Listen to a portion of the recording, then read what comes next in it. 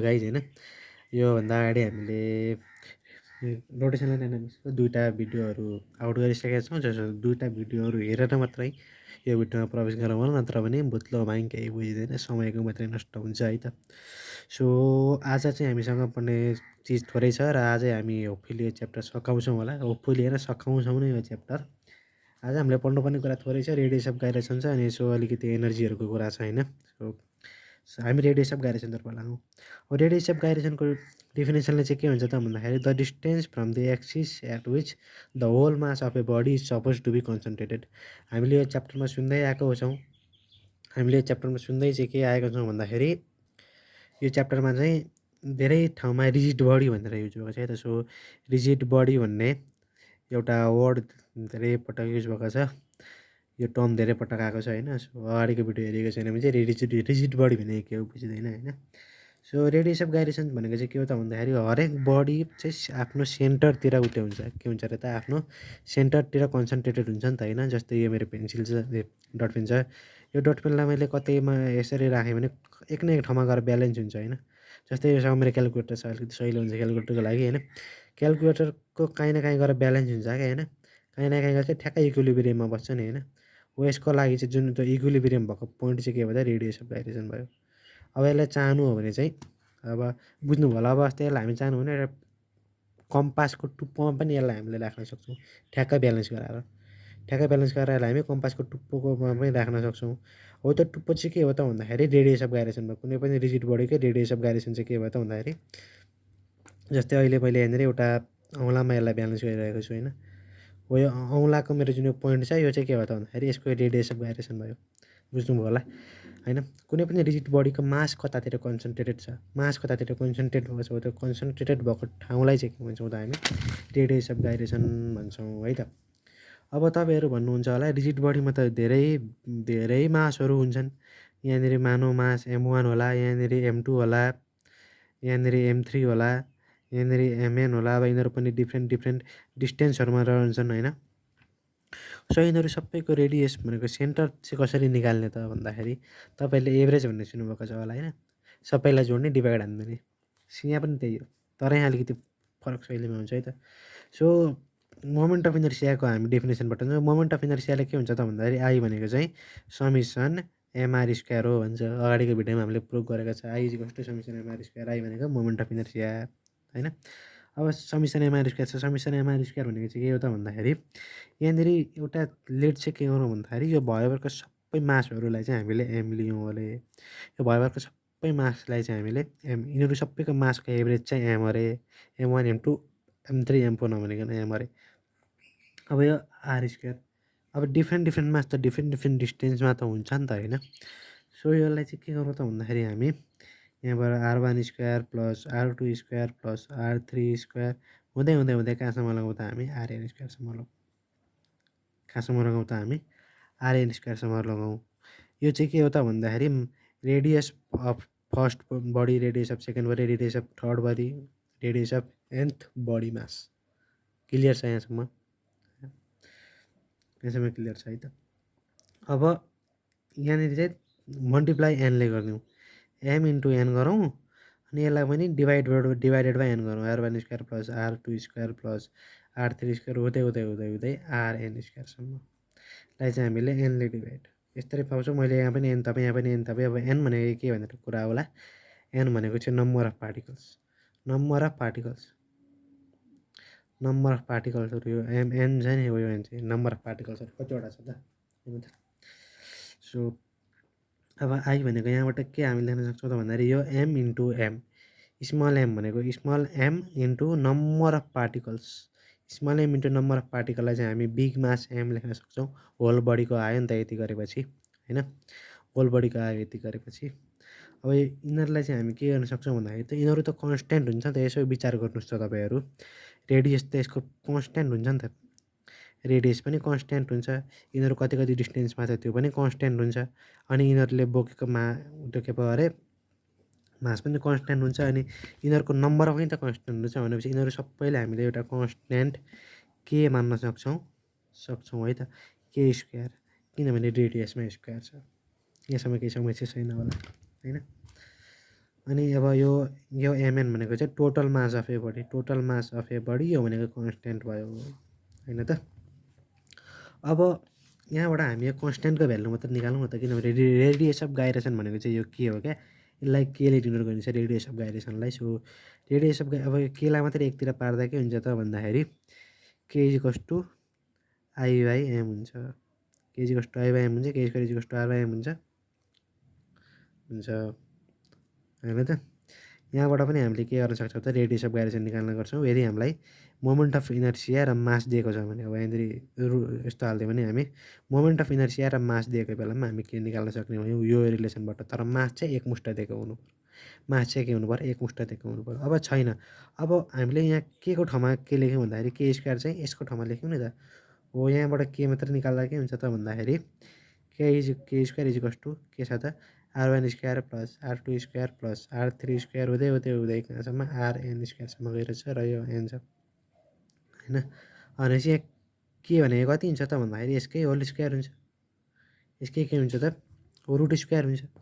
भनेपछि हामीले radius of गाइरेसनलाई अर्को के पनि गर्न सक्छौँ त भन्दाखेरि रुट मिन स्क्वायर अफ के भन्न सक्यौँ त भन्दा के अरे root mean square of distance पनि भन्न सक्यौँ हामीले। रेडियस अफ गाइरेसनलाई हामीले के पनि भन्न सक्यौँ त root mean square of distance पनि भन्न सक्यौँ है त।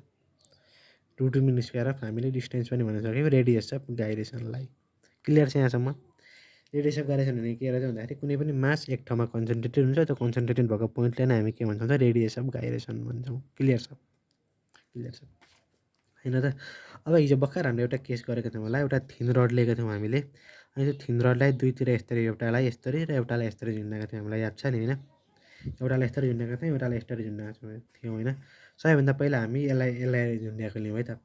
यसलाई झुन्डाउँदाखेरि हामीले हिजो निकाल्ने थियौँ moment of inertia I equals to ML square ML square by 2 हुन्छ। यो एल भनेको चाहिँ यो रडको लेन्थ हो हामीलाई थाहा छ, त्यो रडको लेन्थ हामीलाई थाहा छ होइन। अनि हामीले भर्खर यहाँनिर I equals to M K square पनि निकालेको छौँ, I equals to M K square. यिनीहरू दुइटालाई इक्वेट गर्न पाएँ मैले, अफकोर्स पाउँछु। M K square equals to ML square by 12 M काटिदिउँ, के इजिकल्स टु कति हुन्छ त एल बाई रुट ओभर 12 यस्तरी लेख्न पाएँ मैले,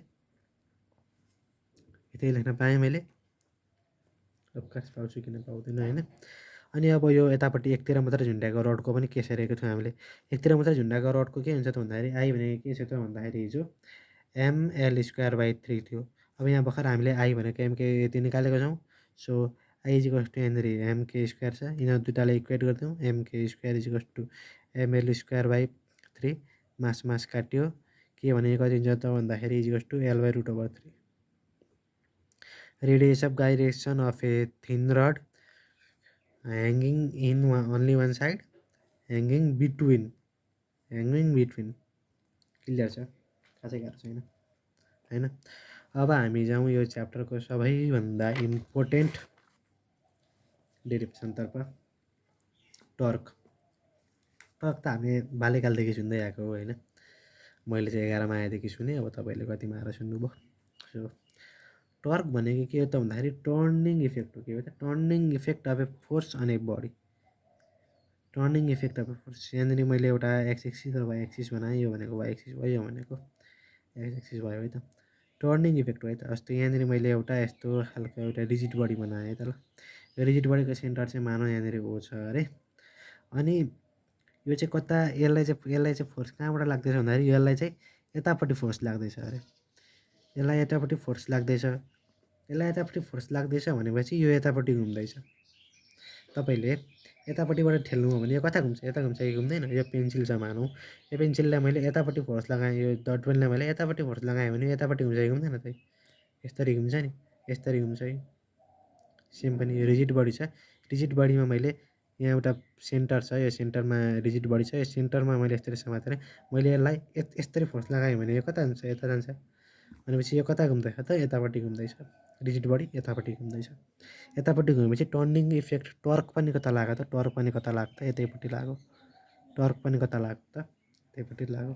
अनि यसको डिस्टेन्स चाहिँ आर लेट गरौँ, यसले एङ्गल थीटा बनाइरहेछ होइन, लेट गरौँ। अनि यो पोइन्टलाई चाहिँ हामी के मानौँ त भन्दाखेरि पी मानौँ है त ल। यो पोइन्टलाई हामीले पी मान्यौँ। जहाँनिर फोर्स लाग्दैछ त्यसलाई हामीले पी मान्यौँ त ल।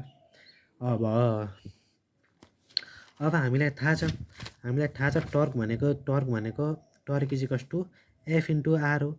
एफ भनेको फोर्स अप्लाइड, यहाँनिर फोर्स कति लाग्यो भन्दाखेरि एफ लाग्यो, यहाँनिर फोर्स अप्लाइड भएको एफ हो। अनि आर भनेको चाहिँ यसको डिस्टेन्स, आर भनेको चाहिँ के अरे त सेन्टरदेखिको डिस्टेन्स भनेपछि अब हामीलाई थाहा छ एफ भनेको एमए हो, एफ भनेको मा भनेर पढेको हामीले। सो यहाँनिर भनेको एमए इन्टु आर हुन्छ, एमए इन्टु आर हुन्छ। ए भनेको के हो लिनियर एसेलरेसन हो, ए भनेको के हो त लिनियर एसेलरेसन हो। लिनियर एसेलरेसनलाई हामीले एङ्गुलर एसेलरेसनमा कन्भर्ट कसरी गरेका थियौँ, A is equals to R alpha हामीलाई थाहा छ, अस्ति भर्खर पढेको हामीले A is equals to R alpha हुन्छ भनेर, B is equals to R omega हुन्छ भनेर हामीले अस्ति भर्खर पढेको।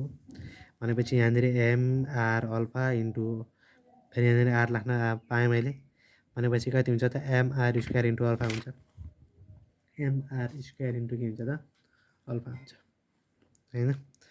हामीलाई चाहिने स्ट्यान्डर्ड फर्मुला चाहिँ यो, तर यहाँबाट डिभाइड गर्न सकियो होइन। अब हामीलाई थाहा छ एमआर स्क्वायर भनेको आई हो भनेर, आई भनेको के हो त भन्दाखेरि moment of inertia, I alpha पनि tau is equals to I alpha पनि लेख्न पाइन्छ, धेरै जे पनि लेख्न पाइयो नि हो। अब यसमा आउने भनेको चाहिँ के हो त भन्दाखेरि ठिटाको कुरा गर्दै थियो होइन, ठिटा आएको छैन अहिलेसम्म। सो हामी भेक्टर क्वान्टिटी भेक्टर लिने हो भने यस्तो हुन्छ, यो भनेको त फोर्स इन्टु आर हो, फोर्स इन्टु डिस्टेन्स होइन। भनेपछि अब यिनीहरूलाई हामीले चाहिँ क्रस प्रोडक्टमा छ भनेपछि यो इक्वेसन 2लाई हामीले डट प्रोडक्टमा लेख्नु पऱ्यो भने के छ त भन्दाखेरि एफआर अनि यहाँदेखि के छ भन्दाखेरि साइन थीटा एन क्याप, यस्तरी हामीले लेख्न सक्ने भयौँ। यहाँनिर थीटा पनि आयो, यहाँसम्म केही समस्या छैन जस्तो लाग्छ मलाई। अब यसको दुईवटा केस हुन्छ, थीटा इज इक्वल्स टु 0 हुँदा र थीटा इज इक्वल्स टु 90 हुँदा। 90 एउटा म्याक्सिमम हुन्छ, 0 हुँदा मिनिमम हुन्छ होइन। यो त हामीले केही भनिराख्नु पर्दैन होला। अब यस पछाडि आउने चाहिँ भनौँ यो च्याप्टरभरिको सबैभन्दा धेरै इम्पोर्टेन्ट हो होइन, धेरै न्युमेरिकलहरू यहाँबाट सल्भ गर्न सकिन्छ है त। Relation between torque, angular acceleration and moment of inertia. सरले पढाउँदा पनि भन्नुभयो होला भेरी भेरी इम्पोर्टेन्ट भन्दै, सरले भन्नु भएन भने मैले भन्ने भेरी भेरी इम्पोर्टेन्ट। के अरे relation between torque, angular momentum एनजियुएलएआर, angular एसेलरेसन एसिसिएलआरएटी, angular acceleration and moment of inertia, moment of inertia. यो भनेको टाउ भयो, एङ्गुलर एसेलरेसन भनेको अल्फा भयो र मोमेन्ट अफ इनर्सिया भनेको आई भयो। यिनीहरू बिचको रिलेसन चाहिँ के छ त भनेर हामीले निकाल्नु पर्ने हो होइन। एउटा रिजिड बडी सेलेक्ट गरौँ हामी, एउटा रिजिड बडी छ यहाँनिर लेट गरौँ होइन। अनि यो चाहिँ ओमेगा भेलोसिटीले यता घुम्दैछ, ओमेगा भेलोसिटीले के गर्दैछ त यतापट्टि घुम्दैछ। अब रिजिड बडी भन्ने बित्तिकै हामीले धेरैवटा मासहरू पाउनुपर्छ, हामीलाई थाहा छ M1 M2 M3 अनि MN हामीलाई थाहा छ, R1 R2 R3 र RN यो पनि हामीलाई थाहा छ। रिजिड बडी भन्ने बित्तिकै हामीलाई भेरियस के गर्नुपर्छ त भन्दाखेरि यसको मासेसहरू बनाउनुपर्छ, डिफ्रेन्ट मासेसहरू बनाउनुपर्छ है त। अब टर्क भनेको के हो त एफ इन्टु आर हो, यो रफ हो है त। टर्क भनेको के हो त एफ इन्टु आर हो, एफ इन्टु के हो त आर हो। फोर्स भनेको एमए हो, फोर्स भनेको के हो त मा हो। अब ए भनेको के हो त भन्दाखेरि एङ्गुलर एसेलरेसन, लिनियर एसेलरेसनलाई एङ्गुलर एसेलरेसनमा कसरी लाने आर अल्फा।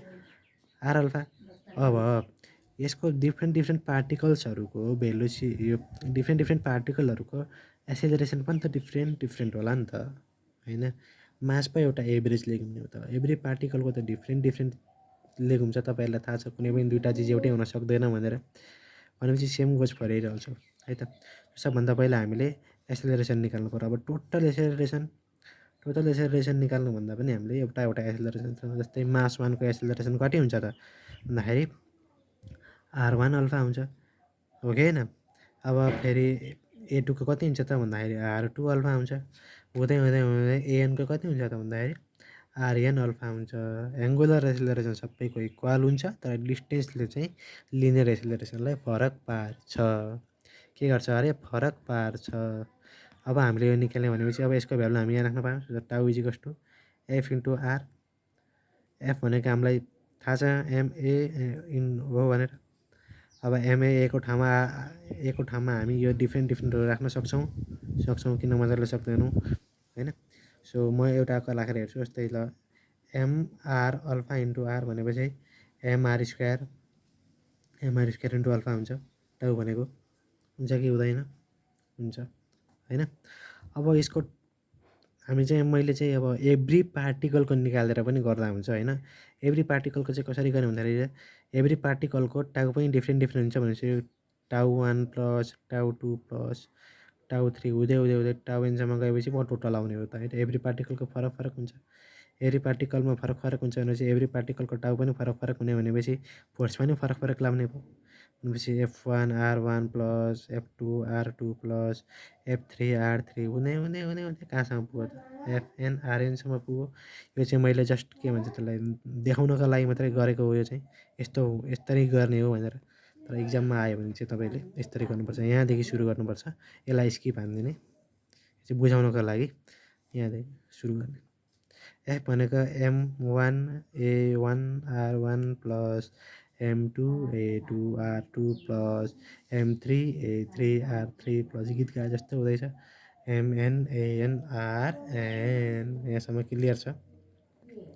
अब हामीले A1 A2 A3 त निकालेको छौँ, उनीहरूको भ्यालु हाल्नु के हुन्छ M1 R1 अल्फा हुँदै मैले एउटा मात्रै लेखेर MN RN अल्फा।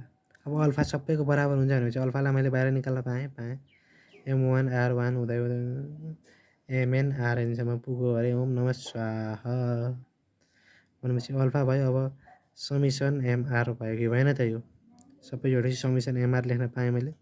अब समिसन एमआर भनेको के हो त, सरी स्क्वायर पनि हुन्छ, मैले छुट्याएँ ल, अलिकति थोरै मिस्टेक भयो,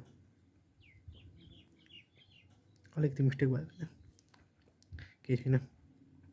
समिसन एमआर स्क्वायर। अब समिसन एमआर स्क्वायर भनेको के हो त भन्दाखेरि समिसन एमआर स्क्वायर भनेको अल्फा इन्टु आई हो, यो हामीलाई थाहा छ। भनेपछि टाउ इजिकल्स टु आई अल्फा आयो। मैले अगाडि पनि निकालिदिएको थिएँ यहाँनिर टाउ इजिकल्स टु आई अल्फा भनेर गर्दा खै टाउ इजिकल्स टु आई अल्फा भनेर, भेरी गुड होइन। अब यदि यहाँ अल्फा इजिकल्स टु 1 हुने हो भने अल्फालाई यहाँनिर 1 मान्ने हो भने टाउ इजिकल्स टु आई हुन्छ कि हुँदैन, हुन्छ। अब तपाईँले निकाल्नुपर्ने यही हो, यहाँसम्म ल्याउनु भयो, अब निकालिदिनु पर्ने यही हो। यहाँबाट डाइरेक्ट गर्दा पनि हुन्छ सिङ्गलबाट, यस्तरी गर्दाखेरि पनि हुन्छ, तर घुमिफिरी आउने कुरा चाहिँ के हो त यही हो। अब यहाँसम्म ल्याइ पुऱ्याएपछि के गर्ने भनेर प्रश्न आउँछ। यहाँसम्म पुऱ्याएपछि के गर्ने त भन्दाखेरि यहाँनिर एउटा ल्याङ्ग्वेज लेख्नुपर्छ, म लेख्छु है त अहिले ल। Moment of inertia of a body about a given axis is equal to the external torque required to produce unit angular acceleration in the body about the axis. Moment of inertia of a body चाहिँ given एक्सिसको equal हुन्छ यदि external torque required चाहिँ unit angular एक्सिलरेसनले गर्दैछ अरे। के गर्दैछ अरे मोमेन्ट अफ इनर्सिया र टाउ चाहिँ बराबर हुन्छ यदि एक्सटर्नल टर्कलाई प्रड्युस गर्नको लागि चाहिँ युनिट एक्सिलरेसन भनेको 1 एङ्गुलर एक्सिलरेसन चाहिँ हुँदैछ अरे। अल्फाको भ्यालु 1 हुँदाखेरि युनिट भयो कि भएन त। फेरि मोमेन्ट अफ इनर्सिया र टाउ चाहिँ बराबर हुन्छ अरे कति बेला त भन्दाखेरि युनिट एङ्गुलर एक्सिलरेसनले टर्क प्रड्युस गर्दैछ भने, युनिट एङ्गुलर एक्सिलरेसनले टर्क प्रड्युस गर्दैछ भने चाहिँ मोमेन्ट अफ इनर्सिया र टर्क इक्वल हुन्छ भनेको सही त छ। गर्नुपर्ने यही हो, भेरी भेरी इम्पोर्टेन्ट। धेरैचोटि न्युमेरिकल गर्नु पनि एकदमै यो कन्सेप्ट घुमिरहेको छ है त। अब हामी जाउँ वर्क डन। अब हामीलाई थाहा छ कुनै पनि चिज रोटेसनमा गएपछि त्यहाँनिर एनर्जी त लाग्छ, एनर्जी बिना त केही पनि घुम्दैन, एनर्जी बिना त के हुन्छ त केही पनि घुम्दैन। अब यहाँ चाहिँ के अरे त भन्दाखेरि एउटा कुनै चिज चाहिँ मस्त घुमिरहेछ, मानौँ एउटा व्हिल मानौँ होइन, यस्तो यति साह्रो गुर्लो त व्हिल हुँदैन र पनि मानिदिउँ न होइन। एउटा व्हिल छ अरे मानौँ, अब यो ठ्याक्कै पोइन्ट छ र भने केही छैन, बी र ए छ अरे। एउटा व्हिल छ अरे, यहाँ पनि फोर्स एफ लाग्दैछ, यहाँनिर फोर्स एफ लाग्दैछ है त होइन। अनि यहाँ पनि थीटा एङ्गल बनेको छ, यहाँ पनि सेम थीटा एङ्गल नै बनिएको छ। अनि यो पोइन्ट छ, यो पोइन्टलाई मैले ओ नाम दिएँ होइन। अनि यो माथिको रेडियस ल। अब यो व्हिल घुम्दैछ, फोर्स यता लाग्नु भनेको यो व्हिल यता घुम्नु हो, अनि यो फोर्स यता लाग्नु भनेको व्हिल यता घुम्नु हो। फर इक्जाम्पल म पेन्सिलकै इक्जाम्पल दिन्छु होइन, किनभने गोलो चिज मेरो वरिपरि केही छैन होइन। यो पेन्सिल चाहिँ यो डटपेन चाहिँ मानौँ एकछिनको लागि व्हिल भयो अरे है त। अनि त्यो सानो लिन्छु म पेन्सिल, यो यो चाहिँ अलिकति व्हिल भयो अरे मेरो होइन, यहाँ राखेँ मैले फोर्स यता लगाएँ भने यो व्हिल कता घुम्दैछ, यता घुम्दैछ कि छैन भनेपछि फोर्स यता लाग्नु भनेको व्हिल यता घुम्नु हो, फोर्स यता लाग्नु भनेको व्हिल यता घुम्नु। अब यो फोर्स कता लाग्दैछ त भन्दाखेरि यतापट्टि लाग्दैछ, सेन्टरमा मैले पक्रिएँ यसलाई, यो मैले फोर्स यता लगाएँ, यो यतापट्टि गएछ, फोर्स मैले यता लगाएँ, यो सर्लक यतापट्टि घुम्यो। अब फेरि मैले फोर्स चाहिँ कता लगाएँ, यतापट्टि माथि, यतापट्टिबाट माथि ठेल्न लगाएँ भने व्हिल यतापट्टि घुम्यो। कुरा बुझिँदैछ? यहाँ फिगरले त्यही भनेको फोर्स यता लाग्यो व्हिल यता घुम्यो, फोर्स यता लाग्छ फेरि व्हिल यता घुम्छ। व्हिल पनि त त्यसरी नै घुम्ने हो नि, क्लास 11 मा पढ्नुभयो होला त्यो के पो अरे यतापट्टि गाडीलाई यसैले अलिकति बङ्के बजाउँदा साइकललाई अलिकति के गर्दा भनेर कन्डिसन आउँछ होइन, सायद काइनेमेटिक्सतिर कतै आउँछ होला, खै छोडिदिउँ। यो कुरा बुझियो होइन। अब केही न केही यसले वर्क डन त गरेको छ नि त होइन। अब यसको लागि चाहिँ हामीले डेरिभेसन जान्नु जरुरी छैन, just power work done power भनेको चाहिँ कति हुन्छ त भन्दाखेरि आर इन्टु ओमेगा हुन्छ भनेर चाहिँ गर्दा हुन्छ है। सरी, टाउ इन्टु ओमेगा हुन्छ। टाउ भनेको टर्क इन्टु ओमेगा भनेको एङ्गुलर भेलोसिटी। पावर प्रड्युस्ड भनेको चाहिँ पी पावर प्रड्युस भनेको चाहिँ टाउ इन्टु ओमेगा हुन्छ भनेर मात्रै जान्दा हुन्छ। यसको लागि कुनै त्यस्तो एकदमै हुन्छ नि डेरिभेसनै गरिराख्नु जान्नु त राम्रो, तर पनि डेरिभेसनै गरिराख्नु पर्दैन खासै। इक्जाम पोइन्ट अफ भ्यूले पनि खासै इम्पोर्टेन्ट छैन, कहिलेकाहीँ चाहिँ पावरको फर्मुला एमसिक्यूमा सोधिदिन्छ त्यति हो होइन। यति हुन्छ पावर भनेको यति हो। अब वर्क डनको फर्मुला चाहिँ वर्क डन भनेको चाहिँ टाउ टाउ इन्टु थिटा, टाउ इन्टु थिटा, टाउ भनेको टर्क, थिटा भनेको एङ्गल छ नि, यति हो होइन। वर्क डन र यति चाहिँ जानेको राम्रो होइन। अब अरू त किन गर्न सकिन्छ र, यति चाहिँ तपाईँहरूले जानेको राम्रो है त। पावर वर्क डन कहिलेकाहीँ सोध्छ झुक्कुल पुक्कुलमा, 20वटा न्युमेरिकल गर्नुभयो भने 20वटा न्युमेरिकल गर्नुभयो भने दुईवटा तिनवटामा सोधिदिन्छ, लास्टमा चाहिँ सबै निकालिसकेपछि है त। सो यति हो जान्नुपर्ने हामीले। अब हामी जाउँ, अब एक दुईवटा इम्पोर्टेन्ट कुराहरू चाहिँ त्यहाँदेखि च्याप्टर सकिहाल्छ आनन्दले होइन। एङ्गुलर मोमेन्टम भन्ने छ है त। एङ्गुलर मोमेन्टम भनेको चाहिँ moment of linear momentum, moment of linear momentum is called angular momentum. Moment of linear momentum is called angular momentum. Moment of angular momentum is called linear momentum. Moment of linear momentum is called angular momentum होइन। अहिले त म फिगरबाट सम्झाउँछु। एउटा wheel भयो अरे मानौँ, यसको सेन्टर ओ छ यहाँनिर, अनि यहाँ यसको डाइरेक्सनहरू भयो, यहाँनिर चाहिँ लिनियर मोमेन्टम लागिरहेको छ। लिनियर मोमेन्टम भनेको एमबी भन्ने कुरा हामीलाई थाहा रहेछ। यहाँ यसलाई हामी एम मानौँ, अनि यो चाहिँ रेडियस यतिमा छ अरे, अनि यहाँनिर ल है त। अब हामीलाई थाहा छ लिनियर मोमेन्टम भनेको पी=टु एमभी हुन्छ भन्ने कुरा। एम भनेको मास, भी भनेको भेलोसिटी थाहा छ हामीलाई होइन। लिनियर मोमेन्टममा चाहिँ के हुन्छ त भन्दाखेरि लिनियर मोमेन्टमलाई हामी एलले डिनोट गर्छौँ। लिनियर मोमेन्टमलाई केले डिनोट गर्छौँ, लिनियर मोमेन्टमलाई हामीले केले डिनोट गर्छौँ अरे एलले डिनोट गर्छौँ भने लिनियर मोमेन्टम भनेको चाहिँ के हुन्छ त, एङ्गुलर मोमेन्टम, एङ्गुलर मोमेन्टम हामीले एलले डिनोट गर्छौँ भने एङ्गुलर मोमेन्टम चाहिँ के हुन्छ त भन्दाखेरि एल=टु यो एउटा हुन्छ लिनियर मोमेन्टम अनि अर्को हुन्छ पर्पेन्डिकुलर डिस्टेन्स। तपाईँहरूले आर भनेर पढ्नुभएको छ। लिनियर मोमेन्टम भनेको पी, पर्पेन्डिकुलर डिस्टेन्स भनेको आर। पी भनेको एमभी हामीलाई थाहा छ, एमभी इन्टु आर, एमभीआर, एल=टु एमभीआर एकदमै फेमस फर्मुला हो यो। अब हामीले भी भनेको आर ओमेगा भनेर पढेको छौँ, सो यहाँ आरको भ्यालु हाल्ने हो। M into R omega into R भनेको एमआर² ओमेगा भयो, एमआर² ओमेगा भयो। हामीलाई थाहा छ अब एमआर² भनेको के हो भनेर, एमआर भनेको आई हो होइन। जान्नुपर्ने यहाँसम्म हो, यो पनि जानिराखौँ न त, न्युमेरिकलमा काम लाग्छ होइन। एल=टु linear momentum into perpendicular distance भनेको आर, पी भनेको लिनियर मोमेन्टम। त्यहाँदेखि तपाईँको हल्का दायाँ बायाँ कतिको चुक्ता गरेको छ नि होइन। सो यति जान्नुपर्ने कुरा यो एङ्गुलर मोमेन्टममा। अनि रिलेसन बिट्विन एङ्गुलर मोमेन्टम अनि मोमेन्ट अफ इनर्सिया भनेको छ नि, अहिले भर्खर मैले निकालेँ नि, लिनियर मोमेन्टम अनि मोमेन्ट अफ इनर्सिया। यो चाहिँ के भन्दाखेरि रिलेसन बिट्विन, अब यहाँ छुट्टै लेख्दैछु म, relation between linear momentum angular momentum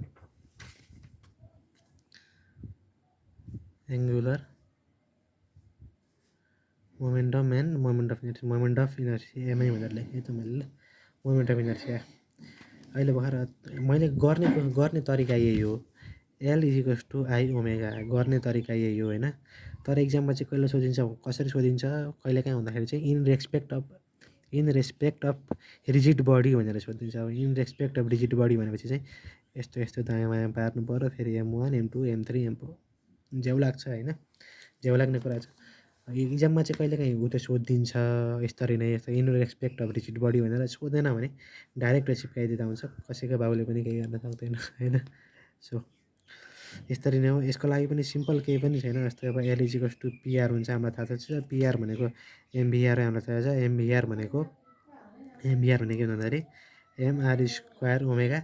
अब यहाँनिर M1 R1 square omega, M2 R2 square omega, M3 R3 square omega, M4 R4 square omega जोड्ने अगाडि गरिएको थियो नि हामीले यस्तरी नै गर्ने हो क्या। त्यही भएर मैले गर्दिनँ होला यो एउटै कुरा कति दोहोरिरहोस् भनेर। अब relation between angular momentum and torque, relation between angular momentum and torque. यो च्याप्टरबाट खासै यस्तो डेरिभेसनहरू सोध्दैन कि, सोध्दैन भनेको न्युमेरिकललाई हो। अगाडिको त्यो हामीले फर्स्ट लेक्चरमा गरेको त्यो भेरी इम्पोर्टेन्ट होइन। अब एङ्गुलर मोमेन्टम र टर्कको लागि हामीलाई L is equals to I omega हामीलाई थाहा भएको कुरा हो, भर्खर यहाँबाट निकालेको थिएँ मैले होइन। कति हावा चलेको फेरि आज यो टेरिका यो गऱ्यो होइन। अब यसलाई हामीले डेरिभेटिभ बनाउँ, के हुन्छ डेरिभेटिभ भन्दाखेरि D L by D T in respect of डिटीमा गरौँ होइन। आई भनेको moment of inertia always constant हो, D omega by D T. Omega भनेको त एङ्गुलर भेलोसिटी हो, एङ्गुलर भेलोसिटी चाहिँ भ्यारी गर्छ नि त होइन, डिएल बाई डिटी होइन। अब यो डिएल बाई डिटी भनेको चाहिँ के हुन्छ त भन्दाखेरि हाम्रो आई इन्टु अल्फा हुन्छ। हामीले अगाडि पढेको छौँ नि होइन, alpha is equals to omega 2 minus omega 1 by T2 minus T1। अनि यहाँनिर चाहिँ डी ओमेगा बाई डिटी हामीले गरेको छौँ, याद आयो हामीलाई च्याप्टर बारे लेक्चर 1 यहीँबाट आएको होला यो आई इन्टु अल्फा हुन्छ भनेर होइन। अनि अब हामीलाई अर्को कुरा पनि थाहा छ, हामीलाई अर्को कुरा के थाहा छ भन्दाखेरि टाउ इज इक्वल्स टु पनि आई अल्फा हुन्छ भन्ने कुरा थाहा छ हामीलाई। टाउ इज इक्वल्स टु पनि के हुन्छ त आई अल्फा हुन्छ भन्ने कुरा हामीलाई थाहा छ, अगाडि भर्खर गरेको थियौँ हामीले। अगाडि भर्खर गरेको भन्दाखेरि हाल्छ तपाईँहरूलाई tau is equals to I alpha हुन्छ भने tau is equals to I alpha हुन्छ भनेर यहाँनिर गरेको छौँ हामीले। Same goes for here, tau is equals to I alpha. अब आई अल्फा एफआई कर भनेपछि यिनीहरू दुइटालाई इक्वेट गर्न पाएँ मैले, dL by dt is equals to tau यसरी मैले रिलेट गर्न पाएँ होइन। सो यति गरिदिएपछि के हुन्छ भन्दाखेरि टर्क एक्टिङ गर्ने body is equal to the rate of change of angular momentum भनेर लेखिदिने। टर्क एक्टिङ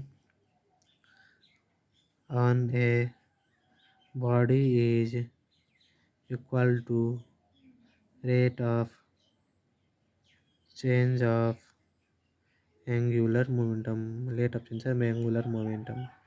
यति गरिदिएपछि तपाईँहरूको एकदम खतरा, तपाईँ जान्ने हुनुभयो। Rate of change of angular momentum निकाल्नुपर्ने रिलेसन यही हो। एउटै रिलेसन भएपछि धेरैवटा निक्लिहाल्छ है त। अनि अब यहाँनिर चाहिँ principal of conservation of angular momentum, योबाट तपाईँहरूको एउटा 2 मार्क्सको क्वेसन त आयो भनेर सम्झिनुहोस्, रिजनेबल क्वेसन 2 मार्क्सको आयो भनेर सम्झिनु।